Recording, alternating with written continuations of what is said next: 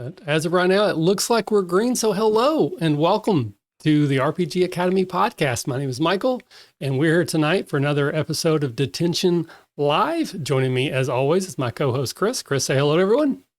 Hello, everyone. Back again. Of course. And joining us tonight as a special guest co-host is another Michael, because we are Legion. So Mike, say hello to everyone. Tell us a little bit about who you are. We are Legion. My name is Michael Walsh. I am a TTRPG hobby enthusiast since 1994 when I sunk my fangs into Vampire the Masquerade. I just turned 40, so doing a little bit of math, I've been doing this stuff for about 28 years. Yeah, you're pretty much in the same boat we are. I think I got you by a few years, but not many, and not all of those have I been very active. But, you know, we don't think that necessarily experience is that important. It helps in some ways, but I mean, whether it was day 1 or day 4 million, happy to have you on the show tonight and hang out and get to know you a little bit better. Happy to be here, brother. Yeah, so we're going to kick off the show as we always do with extracurricular, and this is where we just talk about what we've been up to, anything we're excited about, movies we've been watching, TV shows, books, music, just whatever you're willing to share about your personal life with strangers on the internet. So Chris, I'll start with you. What you been up to, buddy? Well, finally got done with my kid's graduation stuff. Okay. So he's finally heading to school, or will be couple months, whatever it is. It's been that kind of day. Yep. Lots of work, very busy at work, new things growing. Other than that, just hanging on every episode of The Boys right now, waiting for the next episode. It's good. That last one. Yeah. Yeah, that was a doozy. Do not bring the kids for that episode. Really excited. Somebody sent me the trailer for the new Willow show. Mm-hmm. Watched it a lot. And that's because it was one of my favorite movies growing up. So I'm really absolutely. excited to see. I want to see what they're going to do with the series. I'm hoping it's not like the Wheel of Time where everybody was really let down. I'm hoping to enjoy it as much as the original movie. Finished Obi-Wan. So anybody that wants to talk for a lot about how fantastic that was, let me know, because that truly captured, the essence of Star Wars to me. And those that want to nitpick it, bring it on. I'll tell you why you're wrong, because there's not a lot to nitpick, but that's a whole nother conversation. So. Yeah. I chatted with Tom very briefly. I think emotionally it landed for me. So I kind of equate it to like a good RPG campaign. Like if the emotions hit, I'll overlook some of the things I normally would nitpick. If the emotion doesn't hit, then I'll nitpick it to death. And I still have a few nitpicks, but I mean, I was blubbering during parts of that finale. So those parts worked on me enough that the quibbles I have don't really bother me. Yeah. I've seen the little critiques. My favorite is, he rips one starship apart, lets the other one fly away. Anakin did that all the time. He'd have these random acts of rage and then go, oops, I shouldn't have done that. And then realizes it right afterwards. To me, a lot of it was Anakin doesn't really want to kill Obi-Wan. He just wants to beat him and have Obi-Wan say, you're better. Mm-hmm. That's really what that, anyways, I could rant again for a long time about it. So of course. But that's pretty much all I've been doing. Okay. So I'll go next. I got a lot of stuff as always. I'm not going to go over all of it because that would be the entire hour and a half or so that we'll be here. Tom and I covered this, so it'll be on the next of our faculty meeting, which will actually come out tomorrow before this comes out. So unless you're listening now, but I got to play D&D with my original game group, the 3 guys I've talked about many times on the show, Brandon, Bill, and Joe. We started playing when we were around 12. None of them have played since college that I'm really aware of. I played with Joe once recently. We talked about that, but Brandon has not played since college. Bill hasn't played since high school. And we had a camping weekend. We got out, we played some cornhole. We cooked some steaks on the grill. We just hung out and BS'd, and we played D&D. And it was awesome. It was so much like it just melted my heart to be able to run a game for them. They all had a great time. They were laughing. It's the same jokes, stupid stuff we said when we were 12, but it was absolutely a magical 3 hours for me. Highlight of my year so far. I'm getting ready for GenCon. It's about a month and a week away. I'm very excited for that. Got AcadeCon dice in, so I'm getting ramped up for AcadeCon. And then just quickly, Action 12 Cinema. We are moving into layout. I also ran a game for the fellows over at Tabletop Journeys. They had a blast. They really liked it. So it's going to come out as an actual play on their channel here over the next couple of weeks. I think it's going to roll out 1 episode a week. So I'm just, again, everything, I keep waiting for someone to tell me that it's not a game, but no one does. So until that happens, I'm going to assume that I've actually written something worth something and we're going to proceed. So, and that is just some of the things that have been going on with me recently, not including all the TV I've been watching, The Boys, Miss Marvel, Umbrella Academy came back out, Stranger Things Season 4, Volume 2 is about to hit. I'm watching so much TV, it's kind of ridiculous. And I'm still in the middle of my Buffy rewatch. We're almost midway of Season 4 right now. So with all my nonsense out of the way, Michael, tell us a little bit about what you've been up to lately, buddy. Way too much. So I'm in the process of starting my own channel with a group of extremely talented individuals. The channel is going to be called Lanya Gaming. We are scheduled to start right after GenCon. Okay, cool. And we are paired up with 2 individuals from the Blank Bodies podcast who are actually going to be at GenCon hyping it all up. So it's a whole process from not just recording the actual plays, but doing everything on the administrative end. And for the majority of us, it's our first time even attempting any of this. So it's a huge adventure just going forward. Between that, I help do some production stuff for Vancouver by Night. I'm on their Changeling game. So we're currently on hiatus and recording a bunch of stuff. And I'm also recording a bunch of smaller one-shots for other games. So as far as gaming stuff, I'm completely loaded. I just checked my calendar for July. It's insane. About to go on vacation starting tomorrow night up to Lake George for 5 days. So very excited to bring the family up there. Nice. I have a son who is 3 and it'll be his first time not only like just being able to fully experience 4th of July, but just having him up over there on the lake, seeing the fireworks for the first time. That's my big crescendo for the weekend. Yeah, it sounds very cool. The nerdy stuff, as far as TV and movies go, I'm trying to get my wife to catch up for a Marvel show. So we're going over everything again as far as she just finished WandaVision. We're in the middle of Loki, so I'm doing everything for her in order. So catching her up. There's a lot. Yes. And as far as extracurricular stuff, I have a brother named Steven who I'm in southeastern New York. He's attempting to become a professional wrestler. Oh, nice. So he actually has a show that's up in Connecticut tonight. So I was doing some promo stuff off my Twitter to push him. So yeah, you know, a little bit of this, a little bit of that. I absolutely know that feeling. And then for all the channels you're launching or have, just let me know. I'll put links in all the show notes to make it easy for the YouTube and for the audio only version, make it easy for people to get to. So this one that you're starting, the one that's going to be launched after Gen Con, is it going to be a specific system like D&D or something else? Or is it going to be like variety? Is it We're going to do a little bit of everything.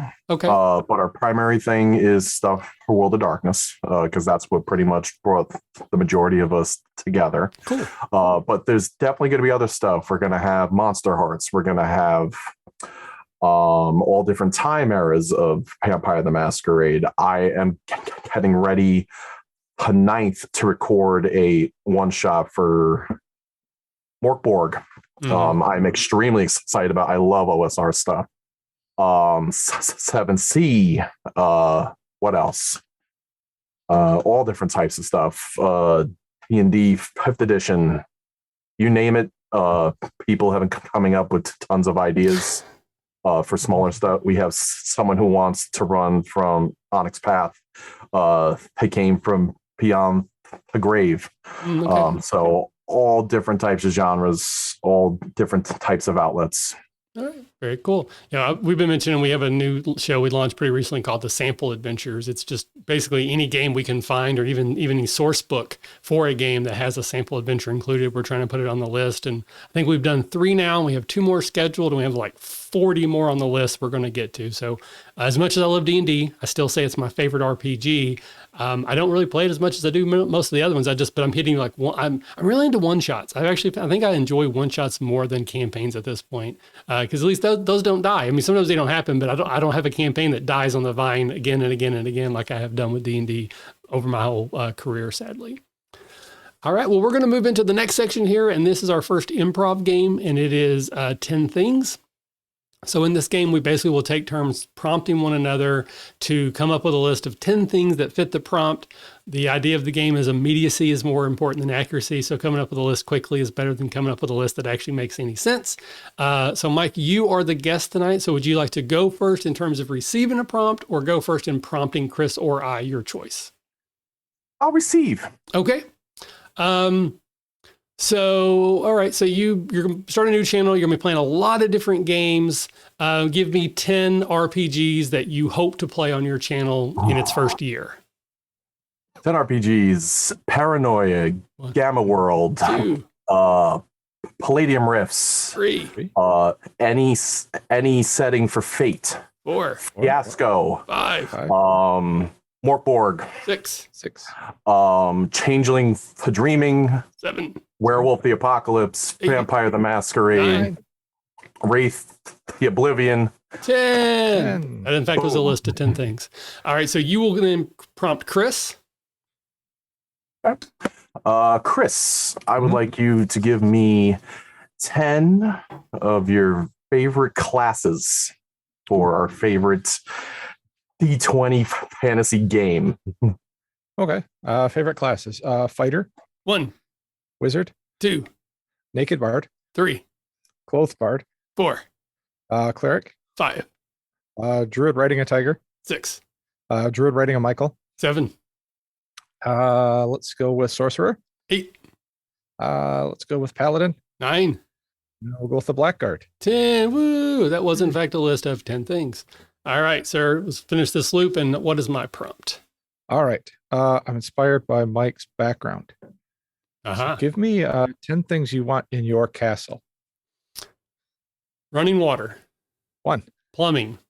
2, A game room that's actually a miniature castle inside of the castle, and we go inside of that castle and there's a room. 3, Secret passages. 4, A map to tell me where all the secret passages are. 5, Ghosts. 6, Goblins. 7, Dumb waiter, because those are just cool. 8, Escalator, because I'm lazy. 9, Giant friggin' TV to watch the boys on. 10. Yay, woo! Yay. That was in fact a list of things. All right. Thank you both. Oh, my dog's going wild. The family must be home. So we're going to move into what is normally sort of the largest chunk of the show. We call it used books. And the idea here is that one of us is going to talk about a campaign that we either played in or ran and kind of mine it for some lessons learned. Maybe something that went really well that we have carried forth into future games, or maybe something that didn't work so well and we've learned from it and either changed or avoid that particular thing. Mike, you're the guest tonight. Do you have a campaign you can talk about? I do. About 8 years ago, when I was really heavy into Pathfinder, First Edition, I ran the Jade Regent adventure path. And if you're not familiar with that, it was set in a combination between a Viking-esque era land that connected to a Antarctic landmass that connected to a Far East country. So when I originally started the campaign, it was with a completely different set of people than who ended up ending it. And I think maybe one person stuck around for the entire campaign. Okay. I loved it for the fact that it was me, some family members, some really close friends. Every Friday night we got together at a friend of mine's piece of property. He converted an old storage facility into our kind of like interior tavern. We built a bar, had a table, projector screen, whole 9 Very yards. Cool. Way before COVID. So the aspects about this game that stood out to me was, even though I had a lot of close people in that campaign, losing people and adding people eventually threw it off. And it was very hard to keep the lore straight in it. Sure. If I were to go back in time and do it over again, I probably would have ended it much earlier, but it still produced a bunch of fantastic memories. It was the first campaign I actually fully finished from start to finish.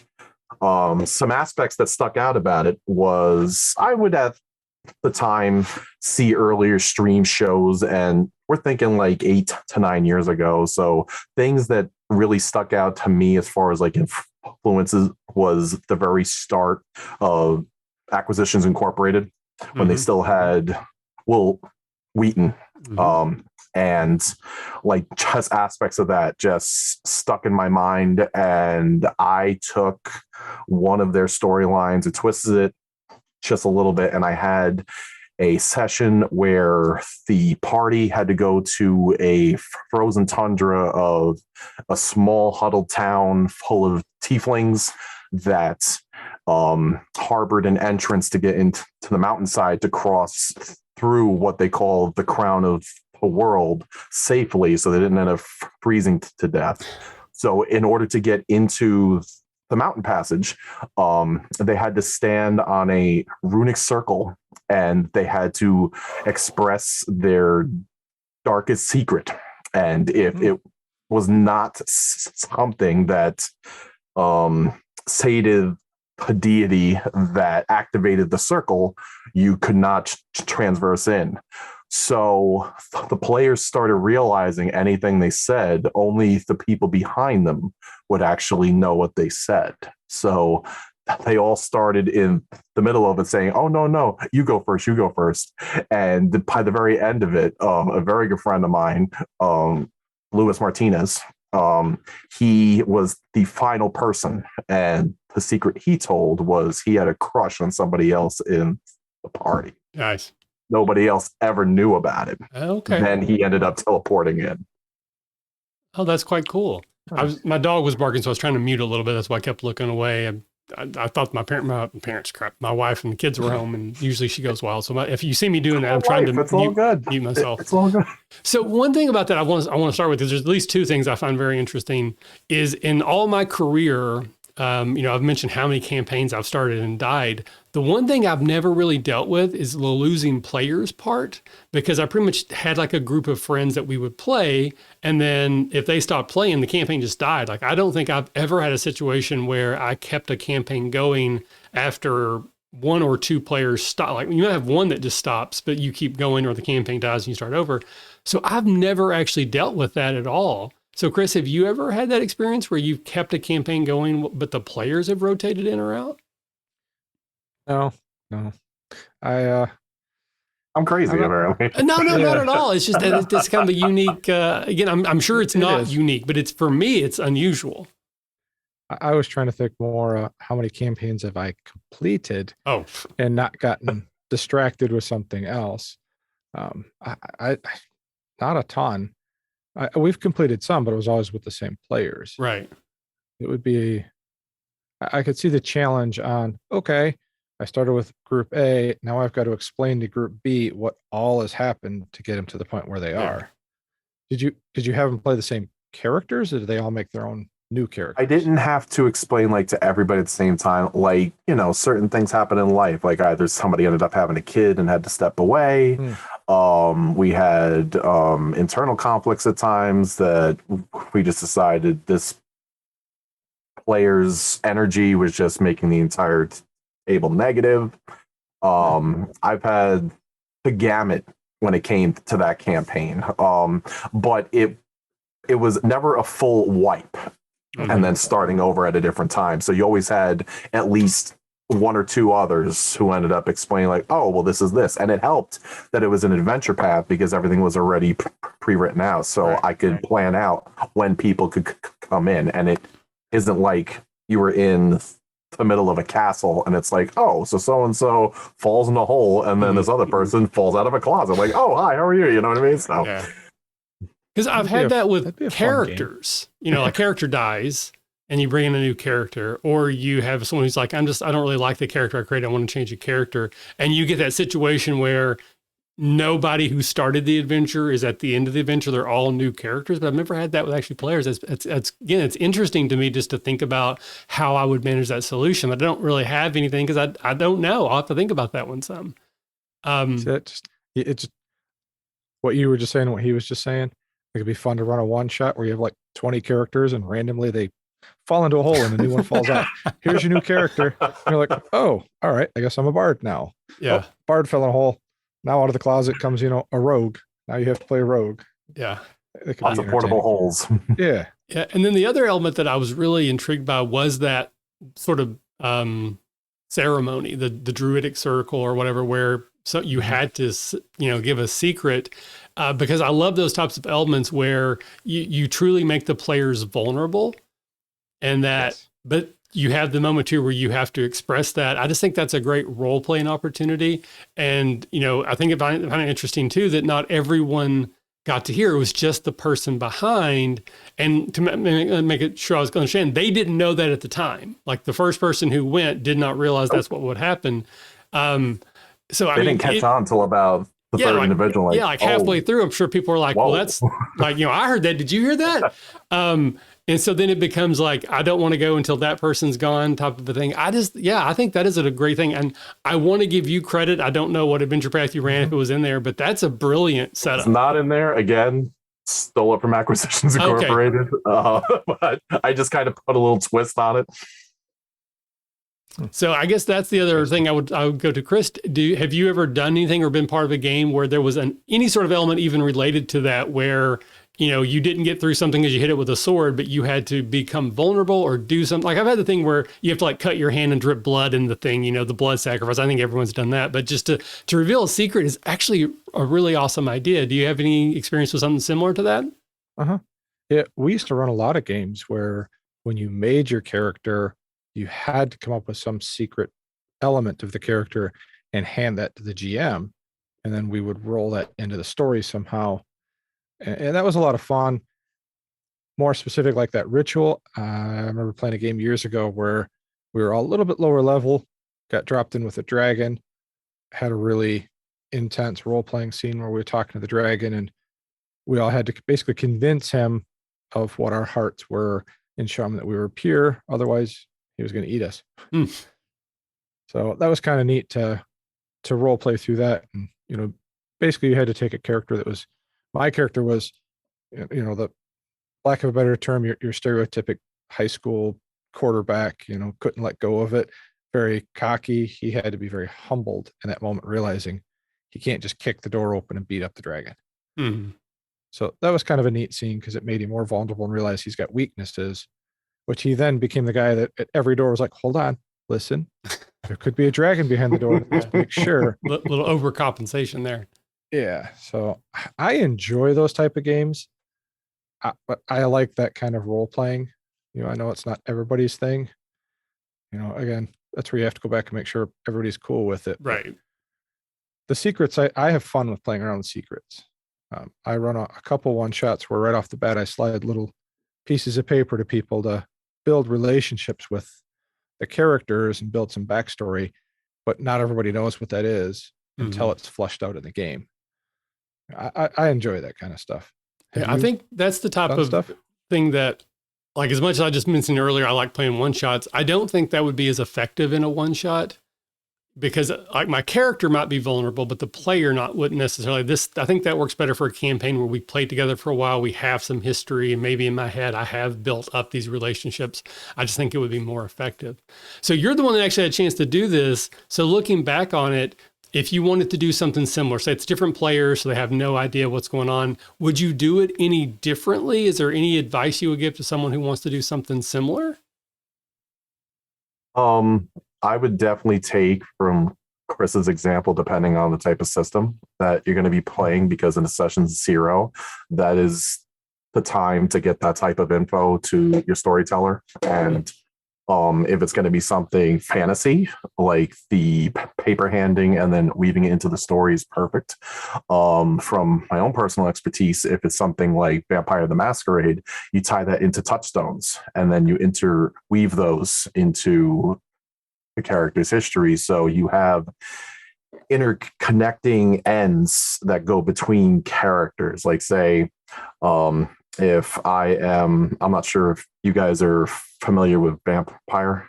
I know of it. I've never played it. Okay, so there's several clans that belong to several sects.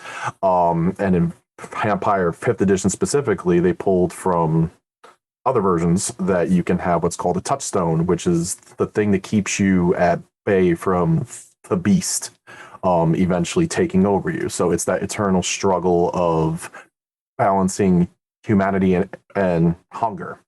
So touchstones are the things that keep you grounded and humane.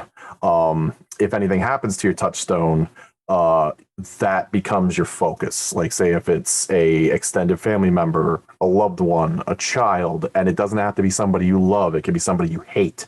It's someone that keeps you focused on humanity, and part of humanity is all of the emotions that tie into that.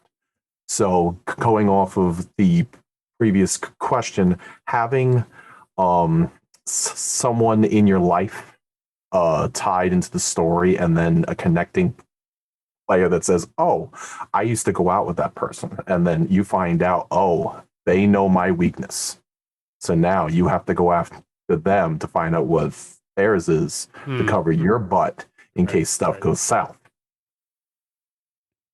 Okay, that's interesting. So I can foresee a situation where, let's say, someone either just doesn't feel like being vulnerable, or they really just can't come up with anything that they think would be fun or interesting. Was there a way for someone to lie and like just make up a secret that wasn't true? Or like, was there any sort of mechanical element where someone with a high bluff could bluff the circle and say, you know, I'm in love with so-and-so when that wasn't true? Or did they actually have to say a true secret? Because who's the arbitrator? Is it the DM or is it the being in the game who's actually You'd have to think this? It was the storyteller, because I didn't require a role, but everyone that added in their secrets, it got tied into the campaign. So even if it was fake, it's still in the storyline. Okay. So if it came out being fake afterwards, which none of them did, but say if it did, the lovely job of a storyteller to be able to improv, you know? Right.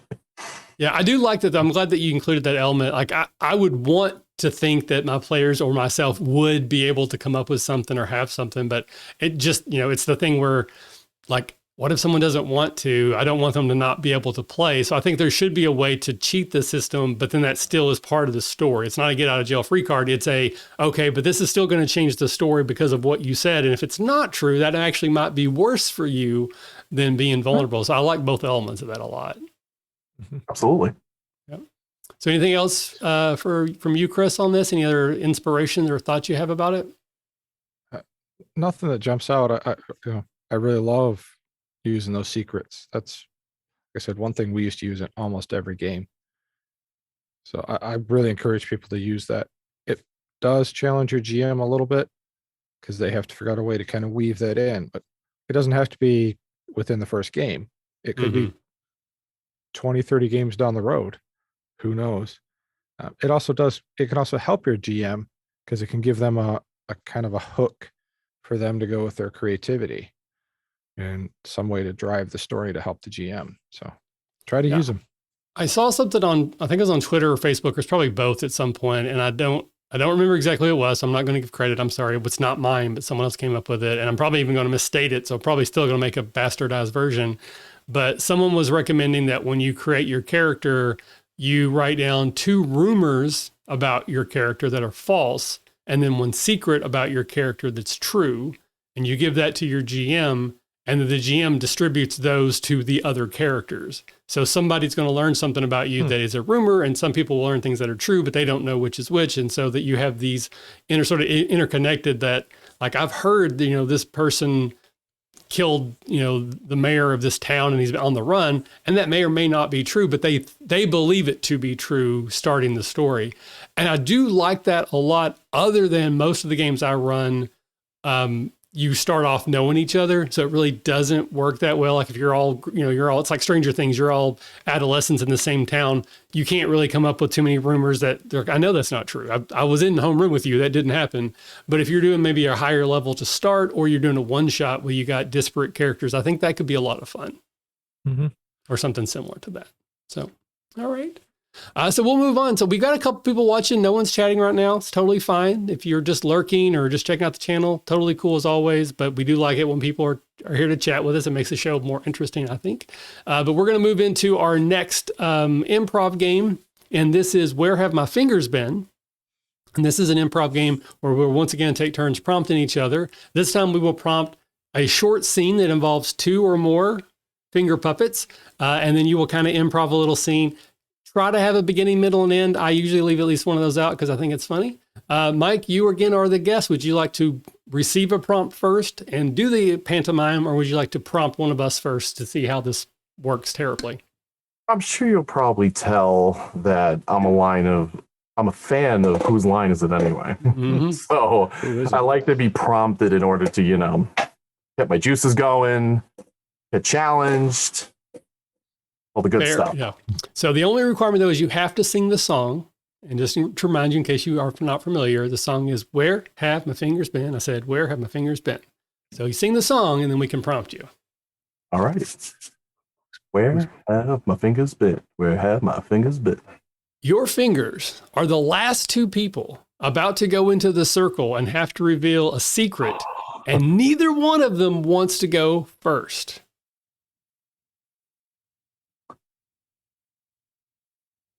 What made you think that this was going to be a good idea? Well, we didn't have any money. We didn't have a roof over our head. And now we don't have a choice because there's something on the other side of that door and we have to get out of this room. You dragged me out into this. I didn't have to be here. You're right. You didn't have to be here, but you chose to follow me. And they both turn. They look at the circle. They look at each other. One steps onto the circle and says, I never thought that Mom would have picked you over me. Rough. Wow. Ouch. I think that one went dark. Yeah, that was dark. I liked it, though. Good I job. love horror genre, so I'm with you. All right. I'm So welcome to the show. to keep the circle going, you will prompt Chris. So, Chris, you must sing the song. All right. Where have my fingers been? Said, where have my fingers been? Manchurian Candidate-esque type of scene. One is a person about to step onto a podium to give a speech. The other one is someone about to tell them the city's about to explode. All right. All right. I'm ready. I got my speech ready. It's going to be great. I can do this. I'm the best. Nobody knows. Hey, you know that thing in your pocket? Yeah. You gave it to me. Yeah. You know the thing that's, it's really vibrating? Yeah. I'm close to exploding. I can do it. And that's where my fingers have been. Yay! Hey. All right. So let's wrap this terrible experiment up. All right. So where have my fingers been? I said, where have my fingers been? 2 people discovering a dumbwaiter for the first time. Okay. This house is really interesting. I know. I love these old Victorian style houses. We know we're not going to buy this, but we will stop at the open house. Of course, we don't have enough money for this in this economy. Are you crazy? But let's just walk around, and there's like a creepy basement. There's a ghost. Oh, that's really cool. Oh, there's an escalator in this house. This is amazing. There's even a little Victorian house inside this Victorian house, and inside that house is a game room. That is so cool. But the coolest thing ever? We're not going to do it in public again, are we? No, not that, you jerk. No, this dumbwaiter thing. See, you open up the thing, and then it can go up or down. I want to get in. Me too. And that's where my fingers have been. Yay. All right. So we'll move on towards more or less the last part of the show. We do a little Q&A if there's anybody paying attention or watching at the end. But the next last thing is our cryptozoology section. And this is where we take a look at a monster, usually D&D related, but not always. And we discuss ways that we have maybe used this creature in the past, brainstorm some new ways we could use it in the future. Mike, once again, you're the guest. What monster have you brought for us to discuss tonight? I brought something that apparently you two have never even heard of before, or if you have heard very little of. I've certainly never used it before. Panothic. And for those of you who are not familiar, Panothic is a creature that you would normally find in the Underdark that is hunched over, is at times spotted and scaled over, but has a giant eye in the center of its forehead. Feel free to Google it, Nothic, with claws. Yes, that's exactly what it is. Page 236 spikes, of the 5th edition Monster Manual, if anyone wants to play along. spikes sticking out of its back, and it can kind of be compared to Gollum, but it has much darker origins. So it had a premise in almost every version of D&D, but didn't start to become more prolific until the split that caused 3.5 and 3.75, and you find it in separate manuals, listed as a result of a curse befalling wizards who delve too deep into arcane knowledge. This has been adjusted depending on the version of the game you play, or if you transverse it between OSR, Pathfinder, or D&D. I've heard versions of it of people that attempted to become a lich, and things went completely wrong, and they ended up turning into this. I heard of it as multiple types of curses, but most recently, it would be most familiar to people who are fans of Stranger Things, tied into the cult of Vecna, and these are its servants. Normally, when you encounter a Nothic, it can come on in several forms. When they speak, it's telepathic. So when you're in a castle or in a dungeon, you normally get first called out to it by a distant voice that at first you think you hear. So you're attempting to follow the voice to see where it's coming from.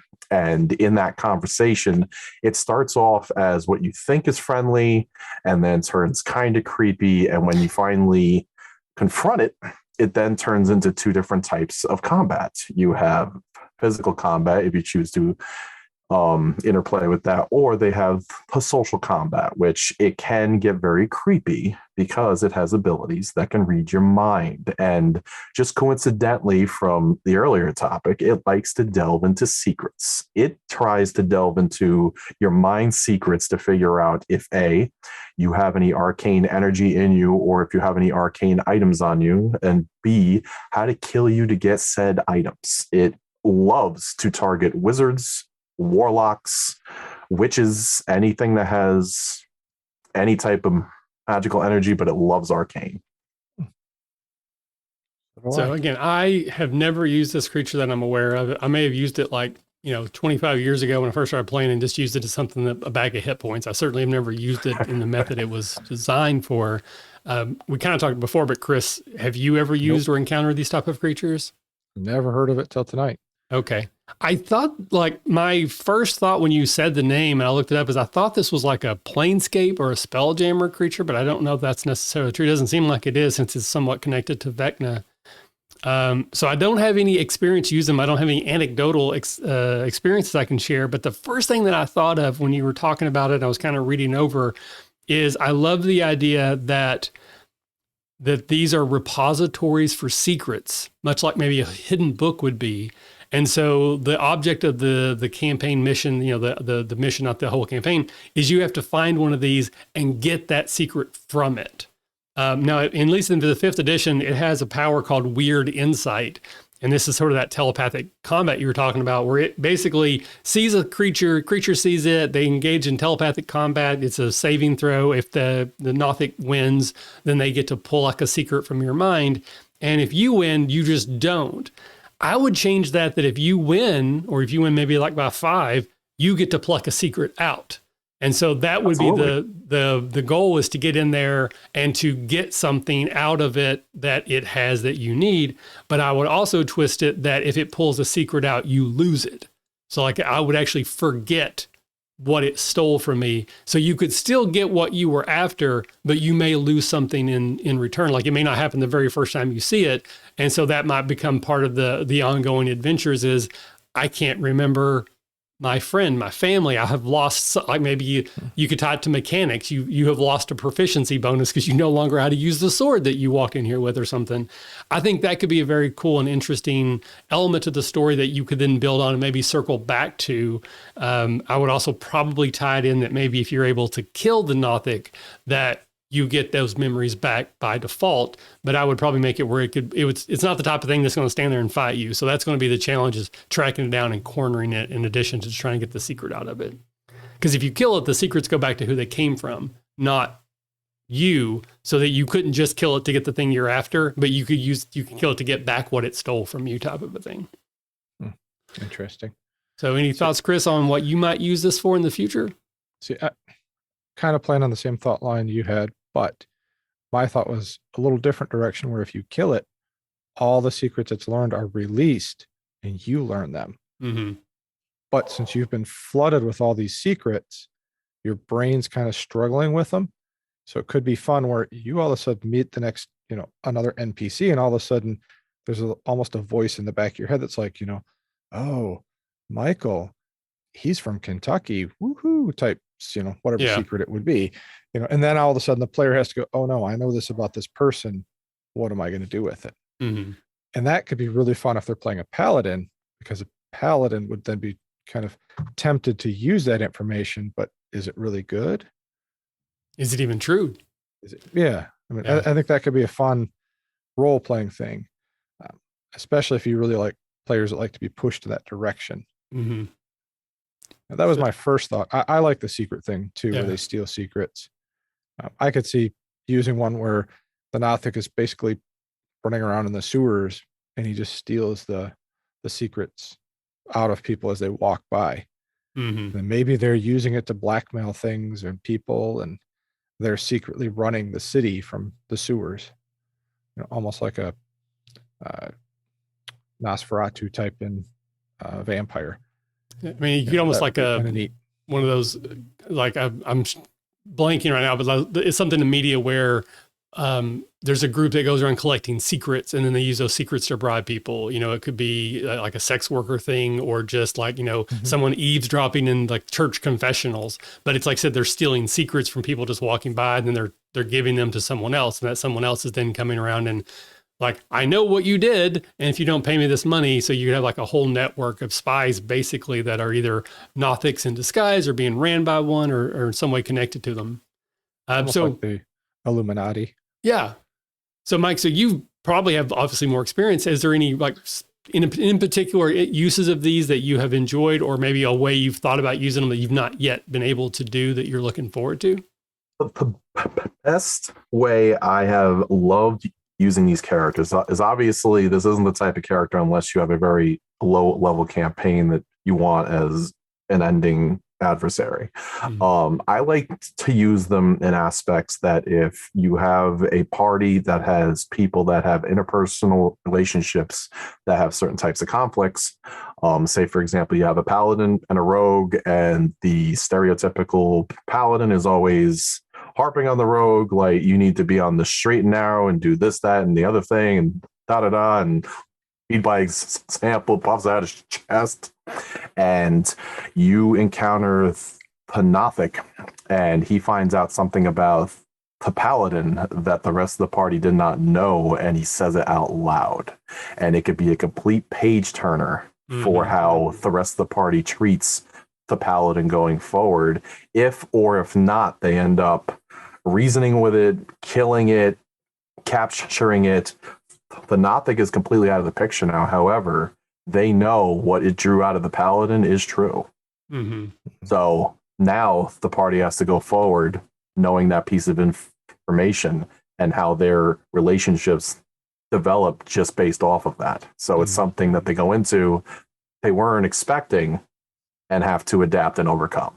So in that case, not that it really isn't even, it's inconsequential. It's not something we have to worry about, but the fact that it was present for a short period of time changes the dynamics of the party and their relationship. Yes. So it's just like basically like throwing a little chaos bomb in the middle of a party to see what happens. Yeah. Imagine how excited the player is. It's the rogue. Welcome to my the tables have side. turned. Yes. I do think in that case it might. I mean, it would be fun any different way you could do it, but I think I would lean towards only the rogue hears it, and so now the rogue has this leverage over the paladin to see how they. Too.